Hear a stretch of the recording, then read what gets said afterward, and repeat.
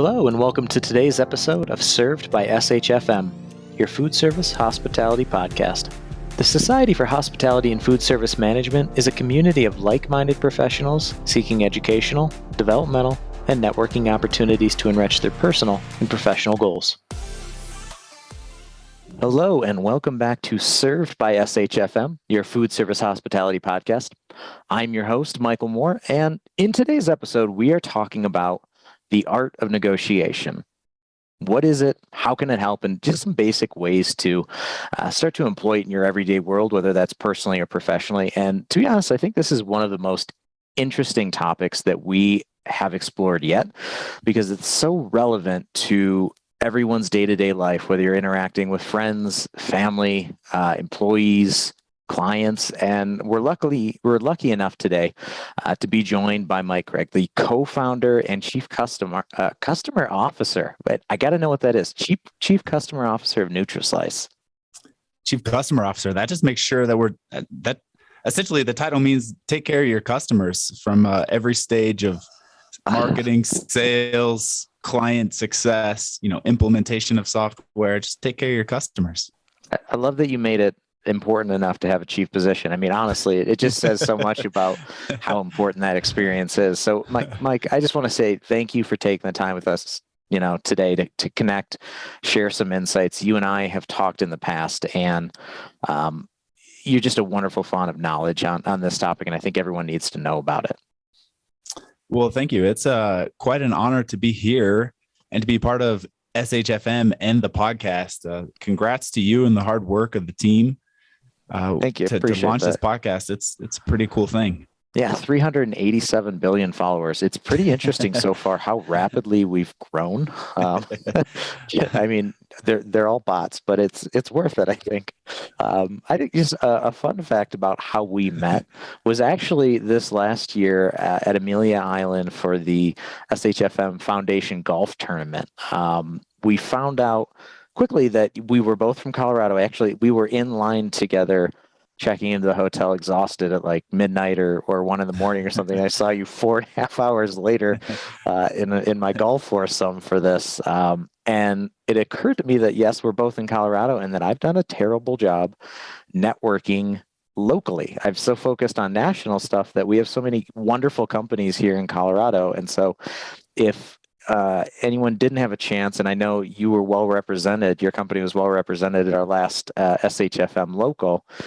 We're doing another one in August, I believe. So if anyone didn't have a chance, shoot me an email. Let's get involved, or shoot Mike an email and hear more about his topic, what interests him, and get involved in our next one. That's your experience. I, on the other hand, have known and recognized you for some time from afar, and so creepy. I love it. It's quite the man crush. I was just way too nervous to come up to you. Yes, first man crush. I love it. It's like high school. It's high school all over again. Standing in line at the hotel, and everyone comes up to you like, "Hey, Michael Moore, you're here," and I'm like, "Who is this guy?" And wake up the next morning, find out you're in my golf group and like sweaty hands and everything. Like, I'm not that good at golf anyways, so had nothing to lose. I love it. That's awesome. And so before we dive too much into the topic, what we love to do is really explore the people that we have on with us, because you're an interesting person to talk about this and that how it lines up with your personality and everything. But we really need to know, how did you come to be a co-founder of a very, very cool company? Have you always been in food service, and what do you do? Yeah. So look, it starts way back in the day. My dad was a school lunch director, K-12, for most of his career. And I had often wondered now, like on dad's night to cook dinner, if he didn't just bring home the leftover school lunches and serve them to the kids again. Probably like explains a lot about my childhood. Fair enough. But I never imagined a career in food service. I was always wanting to do something innovative with strategy and technology. So, it came time to start a software company, and it was just natural to chat with my father. And he's just like, shout out to my dad. If he's listening, he'll definitely listen, but he's a wonderful, wonderful person.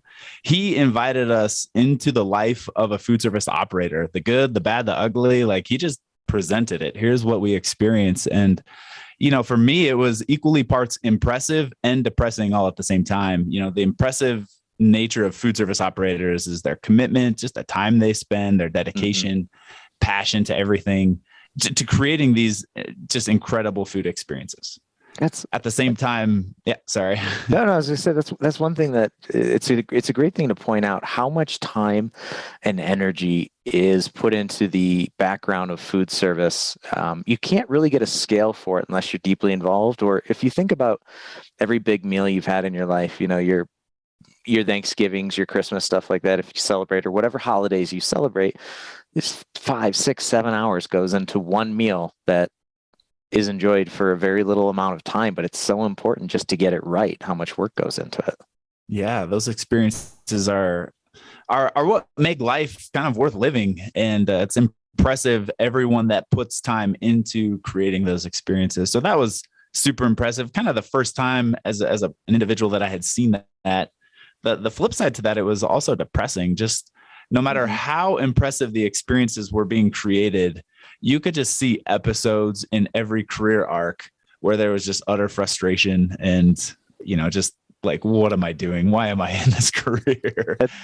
So what were you doing before, you had this moment of saying, I need to start a software company, or, I need to pivot. What were you doing, and how did your dad really play that big role though? Yeah. So I was doing marketing. I was working for a boutique consulting agency out of Austin, Texas. And, the old man, he calls me up and he's like, help me with marketing. I need to do better. And so, he wanted free consulting essentially.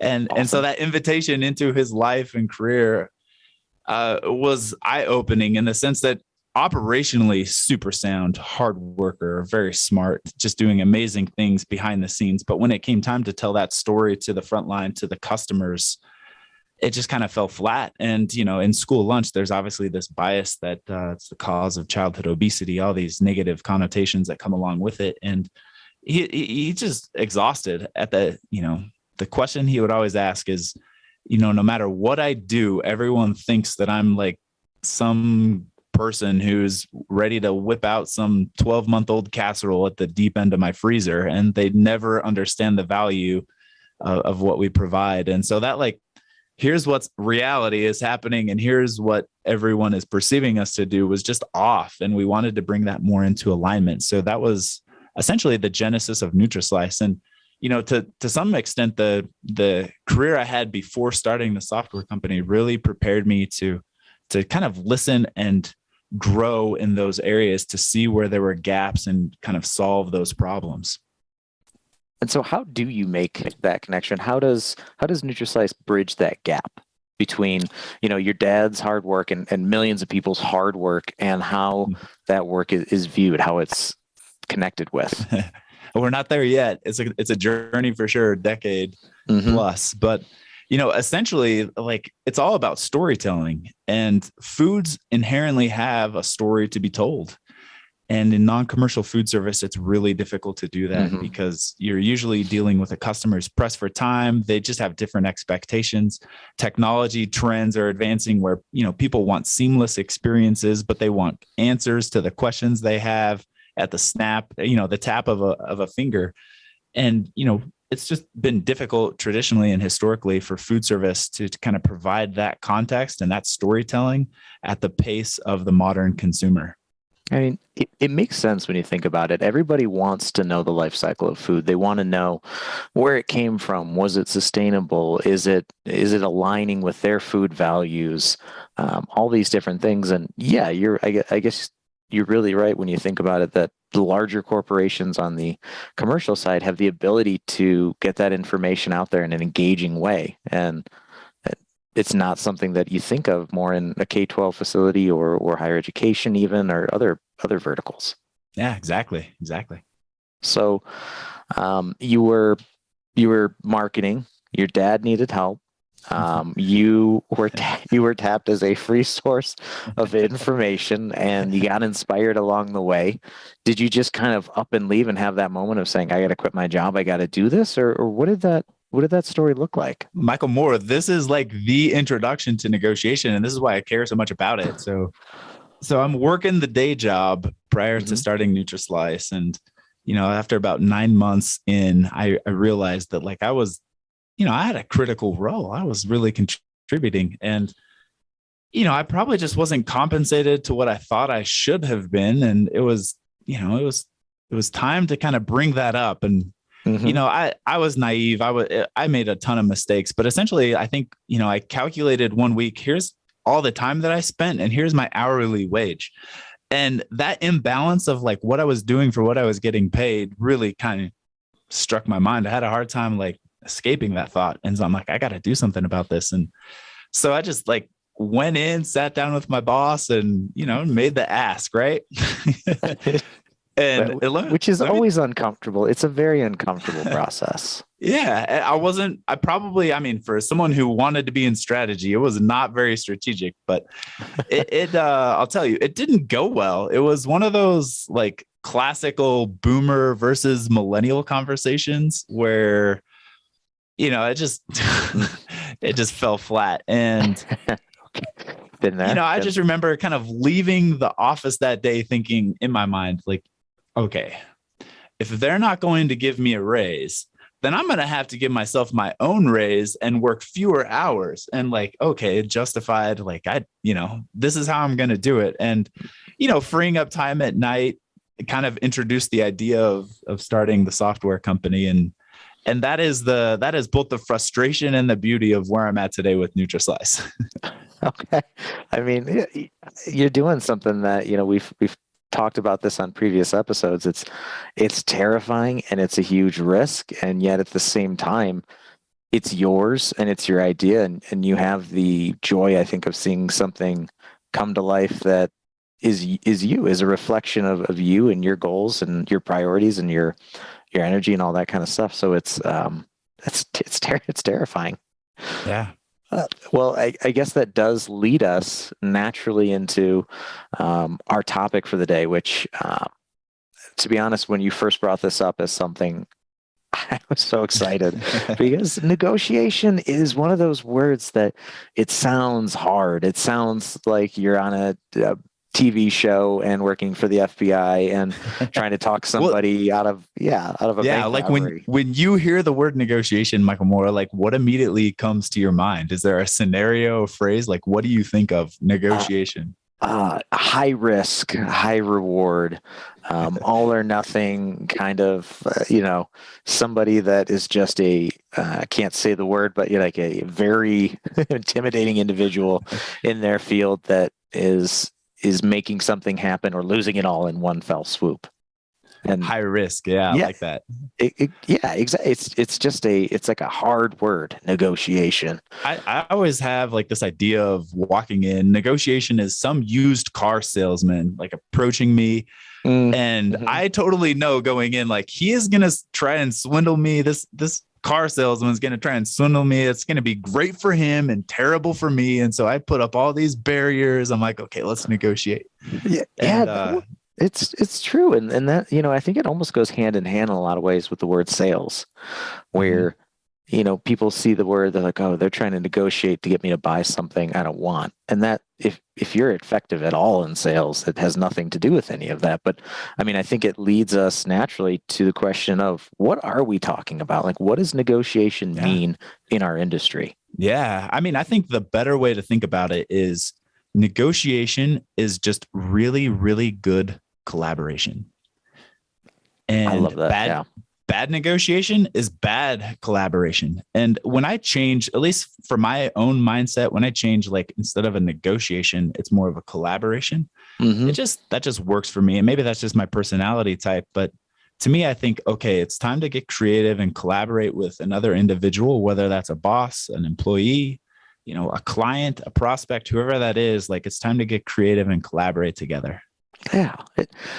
I like that you pivot from adversarial being the thought that comes to mind with negotiation. It's an adversarial process of two people that are unaligned trying to make something happen versus collaborating, meaning we both want the same thing. We want a happy outcome. We want a long-term partnership.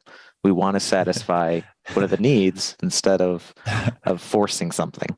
So, story time. In the early days of Nutrislice, like we've got this software product. We're just kind of, floundering along a little bit, trying to find our footing.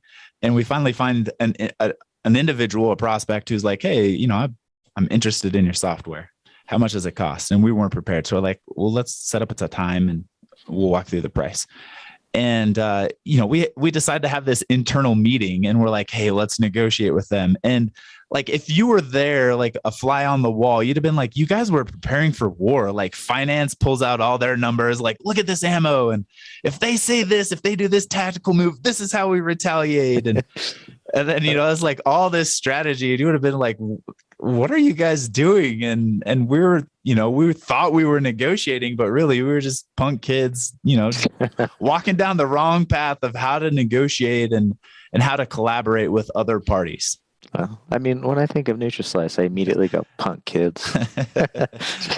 And so I guess it does lead itself to the next natural question, which is, what are some of the pillars or silos of negotiation that are most important to SHFM membership? When you think about our members, you've got operators, you've got decision makers, you have vendors and client liaisons, and all these, like a wonderful spread of points of view in our industry. But what's most important to consider here? Yeah, I think for the listenership, that's the word. It's the first one. The first pillar is employees to their employer. It might be to a manager, the company they work for, but first and foremost, as an employee, I negotiate with the company I work for. I'm coming to bring my best and bring my all. And just in the course of a day, there's lots of negotiations that happen and times to collaborate with the company that I'm representing.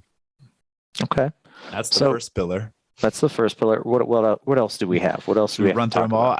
Let's run through them all, and then we'll circle back. Yeah. If you've evolved and maybe you manage a team, you have a pillar where you negotiate with your team, those that you're leading and managing. And boy, everyone gets really excited about the opportunity once they are the employer or the manager. Hey, I've got a team, I get to negotiate with them, and it's more than just a hiring process. It's the day-to-day, it's the priorities, it's the adjustments that we're making as a group, and you're navigating that team. And, many of the negotiations that happen in these first two pillars, I don't think we realize how often they happen and how poorly or how well we're doing in those areas. But, employer looking up to the company that you're representing, and then when you're managing a team is kind of a top-down approach. But those are two separate pillars that I think everyone needs to understand and work with.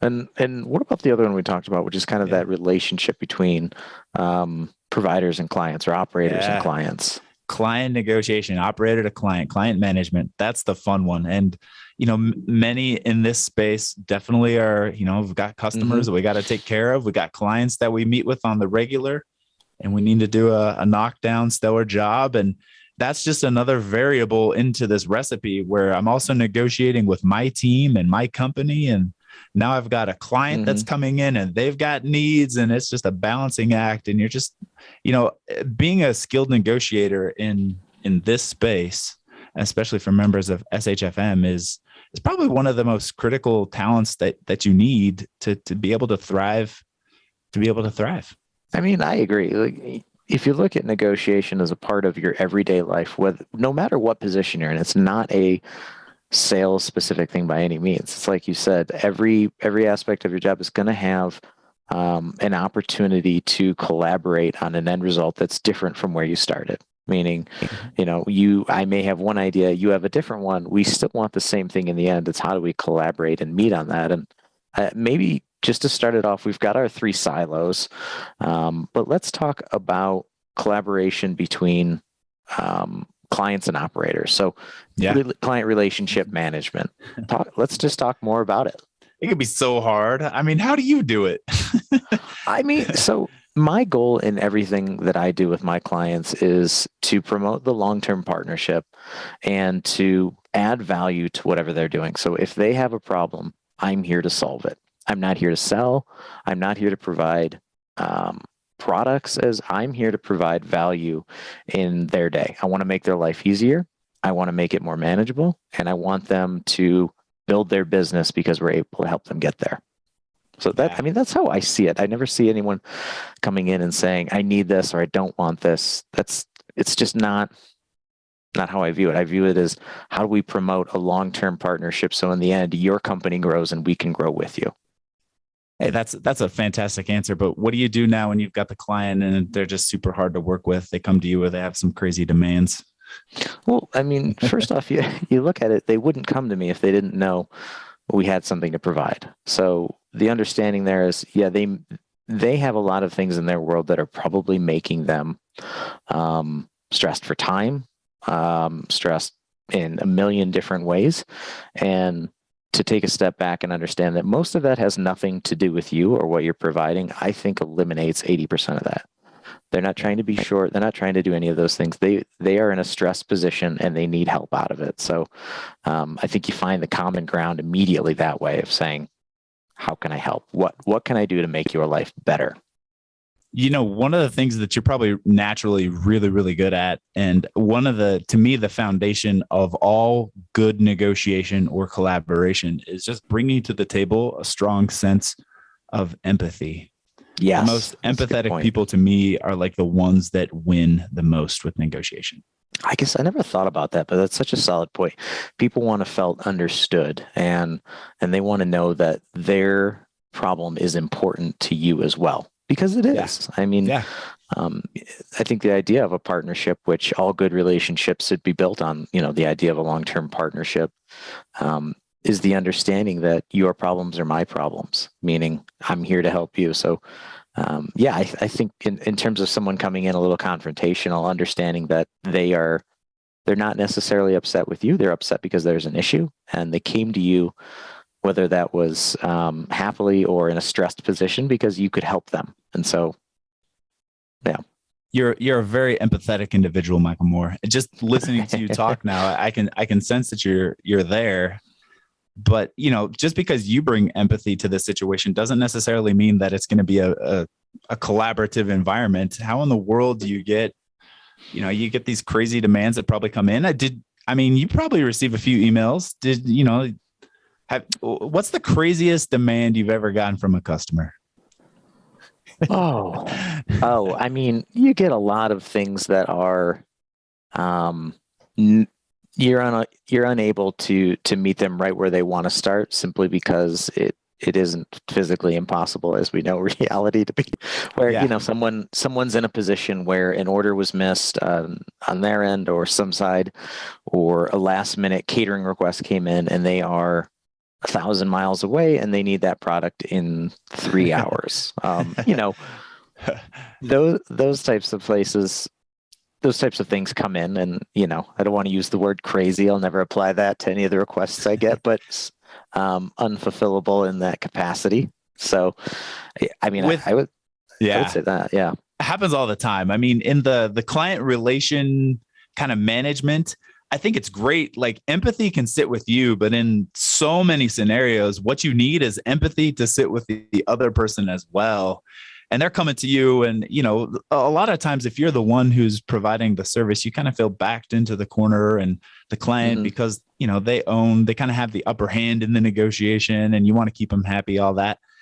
It could be so stressful, so hard. Like, how do you get empathy? How do you force empathy into another person? And that's a question that, like, I've dealt with a ton. You tell me, Mr. Negotiator, what do you do? I mean, I think we need to know. This is a great way to avoid confrontation and instead turn that into opportunity. So how does that happen? And there's probably like so many people smarter than I, but the one thing I have learned, and the one thing I try to do is look for ways to invite empathy from the perspective of the other person. I need them to empathize with my space, where I'm at.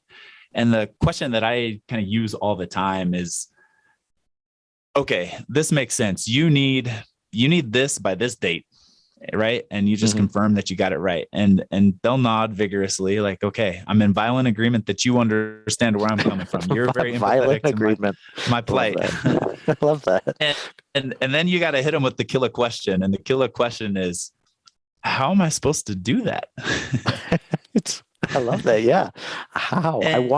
How? Yeah, it's like the lifesaver question, and it's pretty tactical, but to me, it like forces the other person to kind of jump out of their skin and to try and reason to how am I going to solve this problem if I was in your shoes? And that essentially like forces empathy. Okay, well, I'm coming to you with these demands and I'm just focused on everything that I need. And you say, how am I supposed to do this?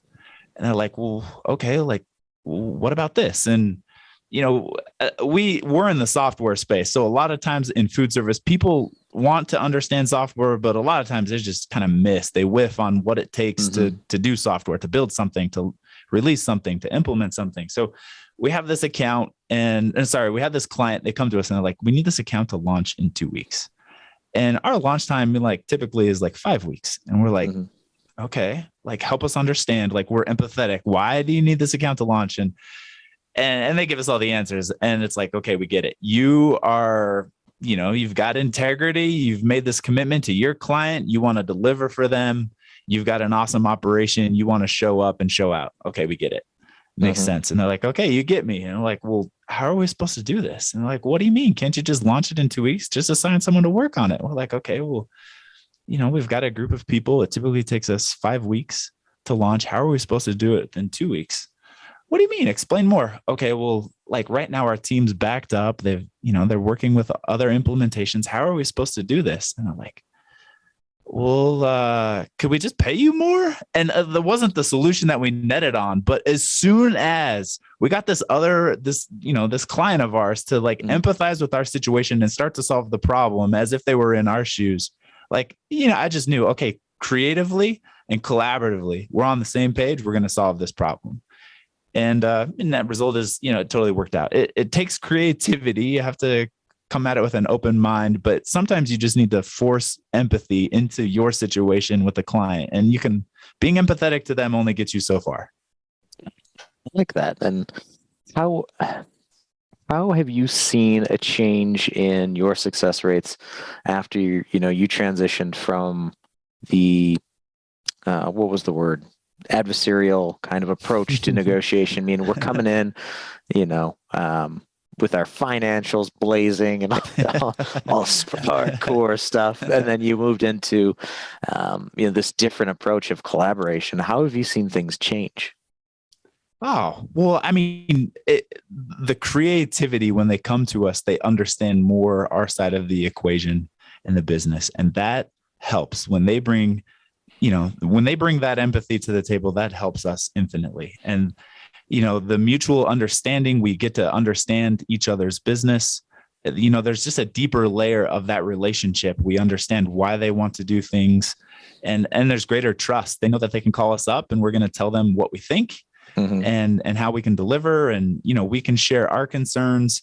There's never, I would say this, like in the sales, when you did those kind of negotiations, tit for tat, it ends up, you get some deal, whatever. One side thinks they won, the other side thinks they lose. Once you hand that over to client success, client services, like it still kind of, it flows. And there's just, that relationship doesn't, enable enough trust to go through those times that you're inevitably going to, have to go through with your clients. And you get 2 or 3 bad experiences with a client and you just start to have this opinion of them. Like they're crazy. They don't understand, how business operates, and they don't understand software. And they're thinking like, they don't understand that we have to deliver for our customer. And, why are they being so slow? And, you put yourself inside a cycle that's not productive and not conducive to the relationships and the partnerships that you mentioned at the forefront of, hey, we want to develop a long, tenured partnership where we work together, we take care of each other. Yeah. And I think that leads to, when you say, forcing empathy into it and helping them to understand your position and where you're coming from and what is and isn't possible.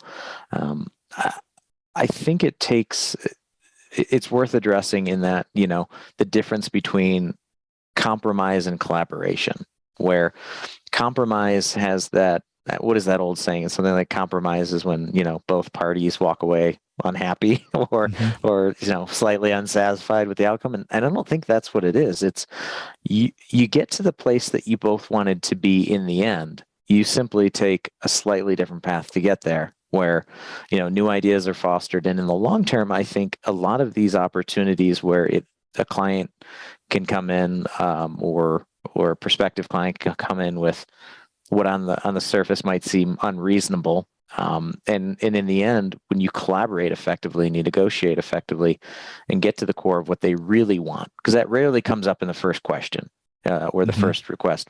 Usually what they want is not, I don't know how to say this, not really what they want. In the beginning, you have to go through a series of hows and whys and what are you really looking for to get to that end result. But I think when you do get there in this collaborative fashion, you've built a partnership that's going to last a very long time. Yeah, I forget the company, but a couple of weeks ago, I was talking to someone in the SHFM space, and they actually had introduced this idea of a health score, where they actively rate and they're just evaluating the relationships that they have with their clients. And I thought that was brilliant, just like being able to keep a track on like how deep is our relationship, where's it at right now, and how do we make it better. And as part of that, there might be a score where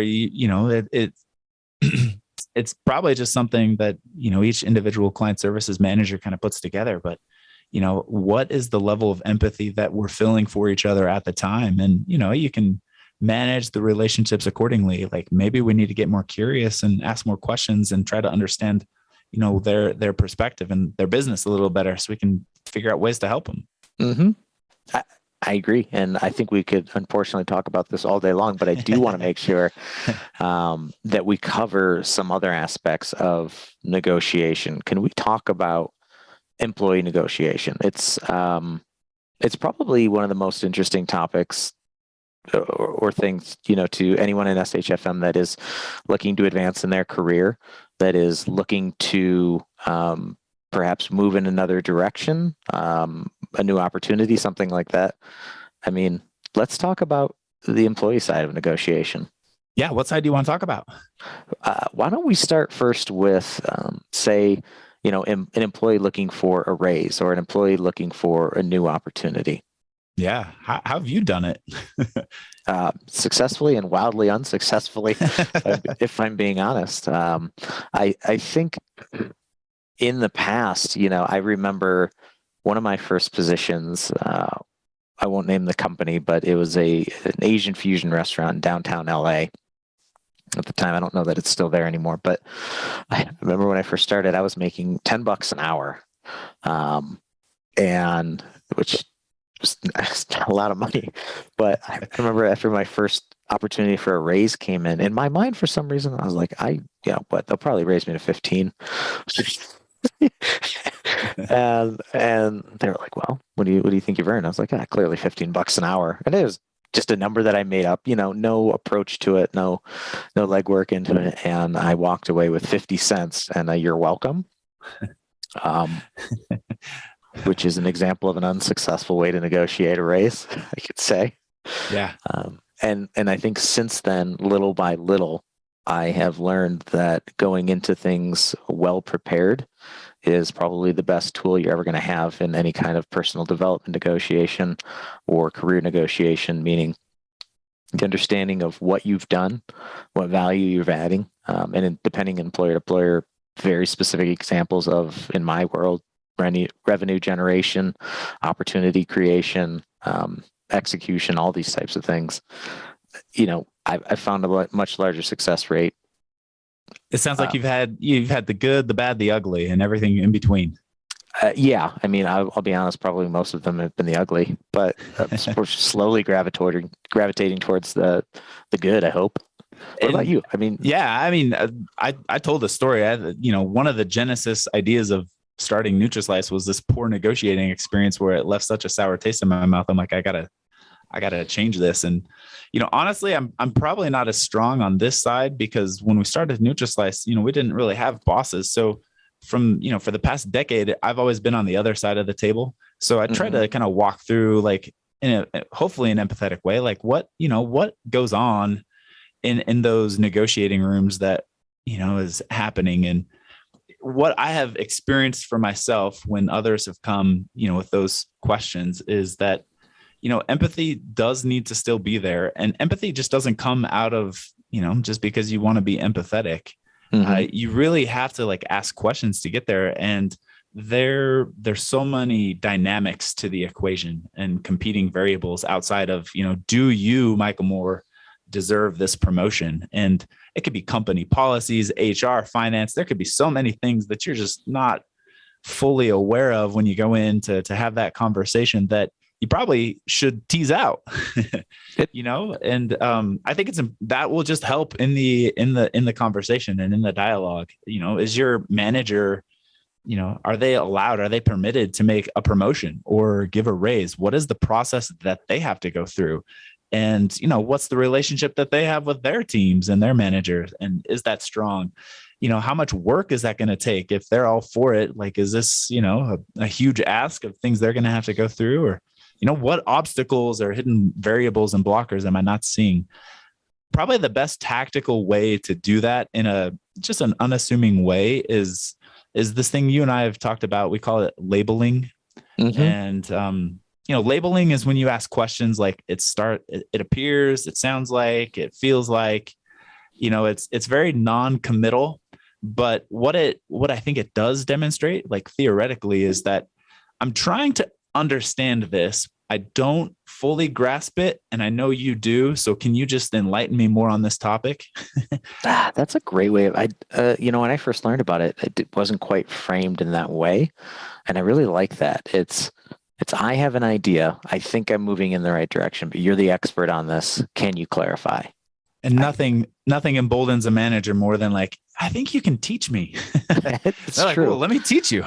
It's true. So in that conversation, like I would, it might be a process, a few conversations you need to kind of have to plant the seed and really understand the situation before you can go make that case for the promotion or the raise, whatever it is. And it might just be like, it feels like it's, I'm looking around at the company. It feels like getting promotions is something that happens inside this organization. Oh, yeah.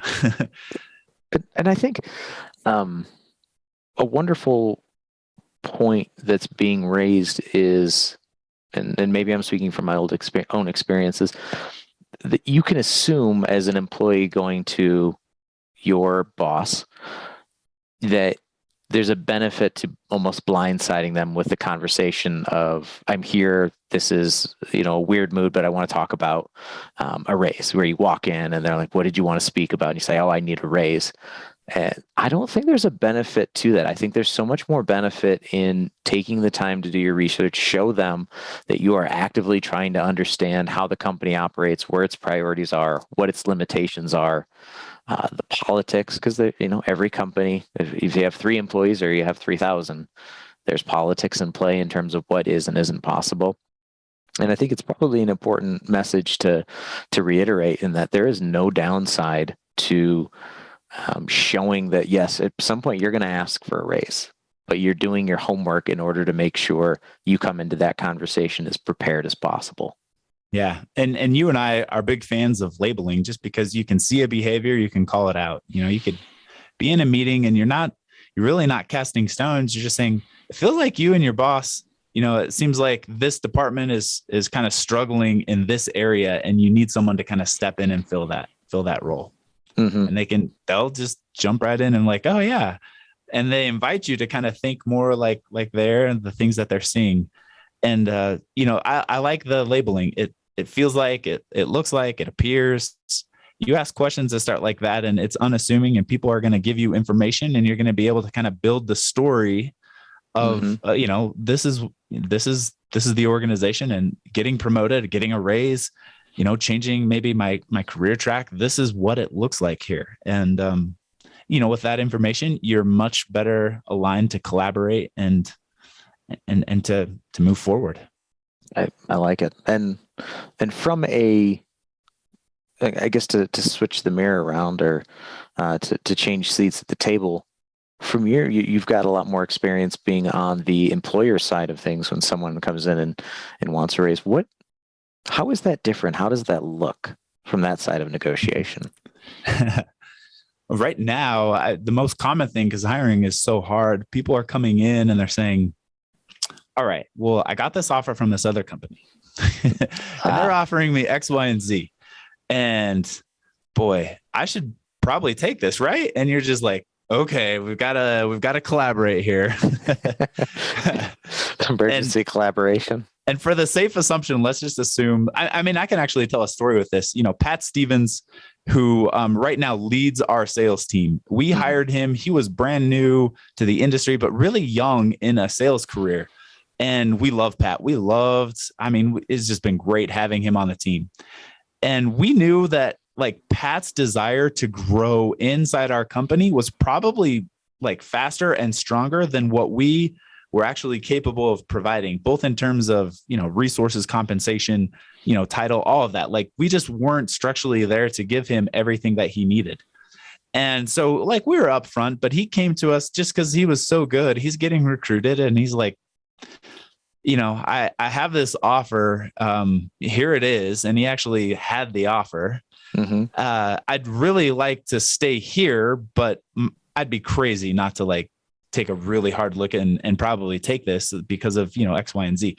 And we could get empathetic with Pat real quick, but we just really weren't there yet. So we had to kind of unlayer the onion, so to speak, and ask questions. Like it feels like, you're really excited about this offer. What do you like? What do you not like? At Nutrislice, what do you like? What do you not like? And Pat like opened up and, he collaborated together and we were able to kind of build the case. And, a lot of people think it's about money. A lot of times, money is a variable for sure. And in this situation, we needed to address that. But in that process, Pat, how are we supposed to like compensate you at this level of what they're saying when we're just not that company? We're not there yet. Right. Like we had to force some empathy. Pat had to see things from our vantage point, and he did. And he actually revealed in the process, like, I don't think I need that much money to be happy here at Nutrislice. There's some other things that matter to me. And we went through the process and we, discovered that one of the things that he really appreciated was knowing the executive team and being able to work closely with them and knowing that we were going to be fighting his cause to grow in his career. His concern with this other offer was it was a bigger company and he wasn't quite sure his boss would know him to the extent that we knew him. And, we like had that conversation and, we really wanted to keep Pat. So we were like, hey, give us a chance to make a counter offer. And one of the things that we did, I mean, not every company can do this, but I think we actually went back to him. We said, Pat, here's the offer. The creative fun part was, Pat loves Chipotle. It's insane how much time he spends at Chipotle. He knows that menu inside and out, up and down, like knows all their marketing. And we're like, Pat, we're going to give you $100 a month because you kind of have to commute into work and, you don't always able to go home. We're going to give you $100 a month in Chipotle gift cards. And that was just like hey, like we know random. You, we understand you, we care about you. And we'd have to ask Pat, like what made him like stay. But I always joke, like, it's because like we did that discovery process. We were able to show empathy on both sides. And then we like the things that mattered to him. We totally went there and we met him, and he ended up staying, growing. He's leading our sales team right now. And so, I mean, I guess from the employer side of things, it makes sense that Pat would never have come to you if he didn't want to stay in some way. So there's already the opportunity for collaboration there, for negotiation, because he showed that, he didn't just walk out the door with that other offer letter in hand and, throw up the peace sign and say, thanks for the help to get here, kind of a thing. Or, you couldn't do what I needed. I found something new. So he stayed around to talk about it, which I think is step one, meaning if they'll come to the table, there's an opportunity to negotiate, which means there's an opportunity to collaborate. And from the employer side of things, it's important also, I think a lot of times, maybe historically, there's been the yes, no answer of we can do it, we can't do it. Instead, you took the approach of saying, let us help you understand where we are. And more importantly, let us help understand what's most important to you. Because for some people, it is money. For some people, it is quality of life. For some people, it's Chipotle. It really doesn't matter what that thing is. It's getting to the root of that. And this kind of really goes hand in hand when we were talking about clients and operators, where if a client comes in and they demand that they need something right away, most of the time what they're demanding is not necessarily what they need. What they need is to look good in front of their client. What they need is to deliver on a promise they made someone else. And then you can only get to that, whatever that is, whether it's your employee asking for a raise or asking to help them not leave, or a client coming in with something very difficult. It's asking the right questions, doing the discovery that needs to be done, the open-ended too. And I think that's something we've not really talked about is making sure that every question you ask is open. It allows for expansion and in-depth analysis. On the manager side, if you're a manager, that tactic of an employee coming, hey, I've got this offer, can you beat it? Essentially, that's something that employees do. And maybe that in their kind of introduction to negotiation, there's probably a better way, but it happens more than it doesn't. Mm-hmm. And you just have to know how to deal with that. So, I would say first and foremost, you need to slow things down. The worst is when you're negotiating against time. And one of that tactic is I've already got this in hand. You better act quick because I might be out the door and you've got this project or you've got all these things you're trying to accomplish. And if I leave, you're toast. And, managers just need to take a deep breath and be look, I'm not going to negotiate against time. We're going to sit down and I want to clearly understand. There's some things that the fact that it's gotten this far in our relationship and I'm somewhat surprised that you're coming to me tells me that I probably need to get a little more empathetic and understand where you're at and what you want.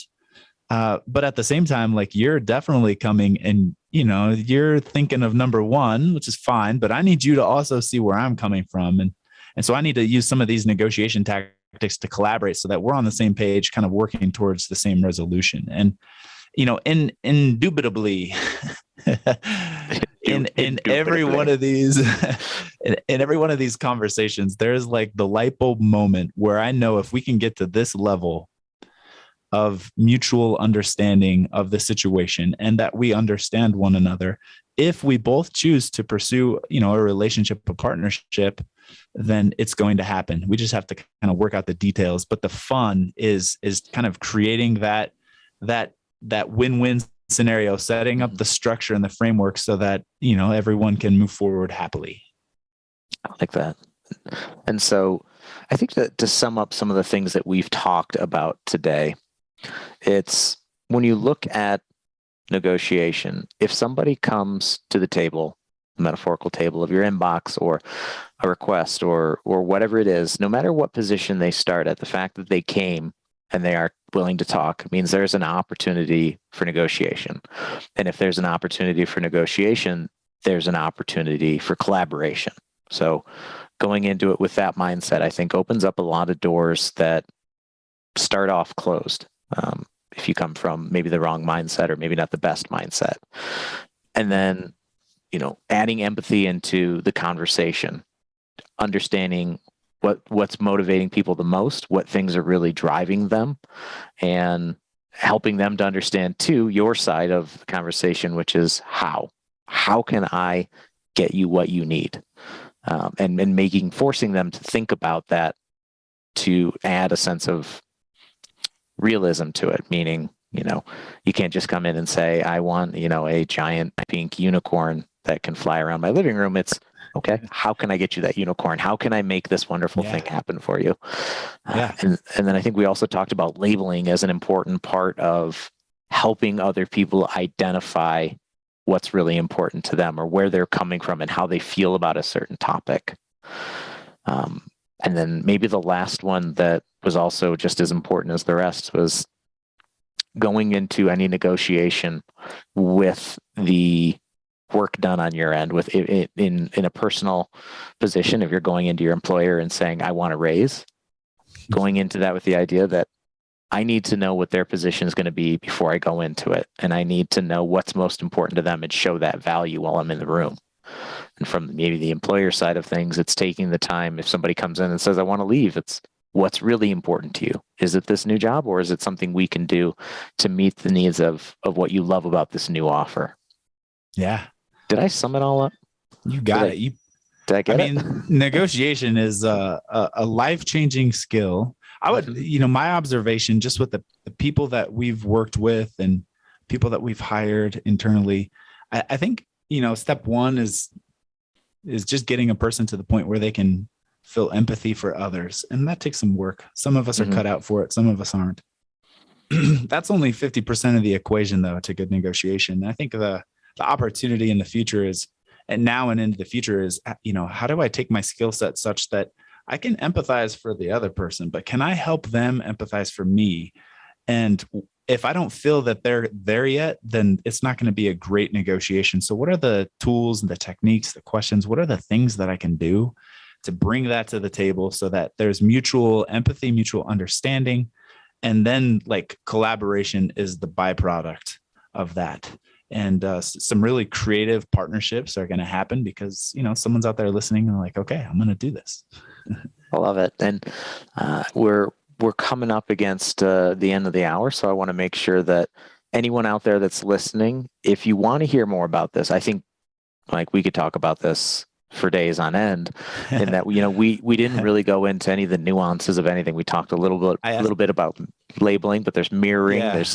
Yeah. There's so many other things we could talk about. So if anybody listening to this, like we need to set up like I don't know, like a Facebook Live or some type of group discussion where we can just talk about the tips and tricks. I went to some of my team members and I was like, hey, throw out some questions that you would have, to help me kind of prepare for this. But like, what would you want to know if you're listening to this? And I got some great questions that we can't ask you, but maybe the things to consider. One of them is like, hey, I'm living in Texas. We're friendly. We're easygoing. I'm responsible to manage clients in the Northeast. And I don't want to like cast stereotypes, but they're like, I'm always so nervous and anxious every time I get on to work with them just because they're not like Texan friendly. So like, how do you negotiate against different negotiating personalities? Like, how do you do that? I love that one because it's such a learning curve, understanding that different parts of the United States, state to state, region to region, have such different approaches to conversation and points of view, and understanding that is an important part of negotiating. Yeah. We're with, this is kind of tipped at my first experience. A lot of times I'm in meetings like cohorts and groups, just kind of professional development groups, and they're older generation, they're boomers, right? And they start talking about millennials. I'm like, hey, be nice. This is my group.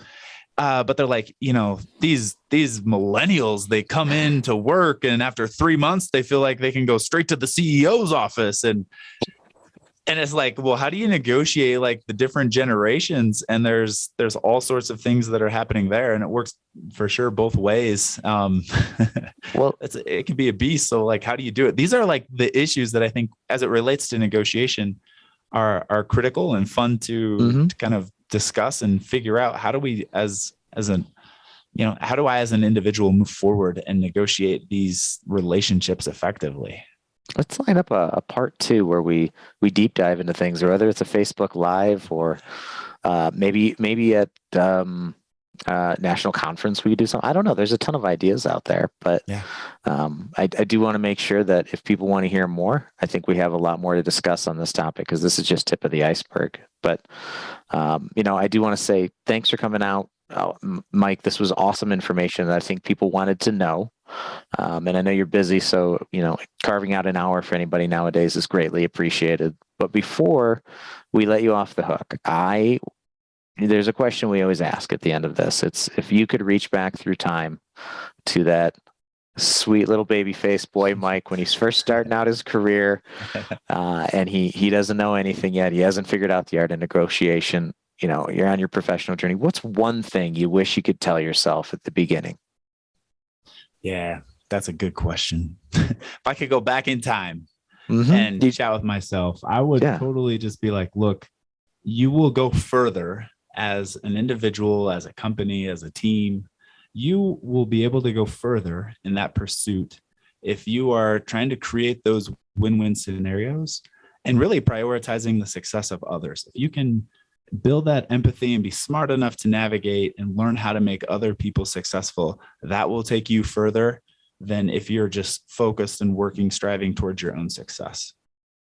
I just had too many experiences where early on in my career, it felt like it was us against the world, and it was us negotiating against the world. And, everything was a battle and everything was war. And, it's just not a fun way to kind of live life. And as we've evolved as an organization and I've matured and grown, it's like, you know what, like what helps me get the furthest in this endeavor is figuring out all those around me and how do I help them unleash their full potential. And if I just focus on that, they'll take me where I would like to go to. All right. Wow. Yeah. I like it. I don't know what to say. I think you covered it. This was awesome. Once again, really appreciate you jumping on and giving us some of your wisdom and things you've learned along the way. So fun time. That's it from us at Served by SHFM, and we look forward to hearing everybody's feedback on this. Let us have it. Tell us what we got right and wrong. Thank you for tuning in to today's episode of Served by SHFM, your food service hospitality podcast. Please keep in mind that the views and opinions expressed on today's episode are not necessarily those of SHFM or any of its members.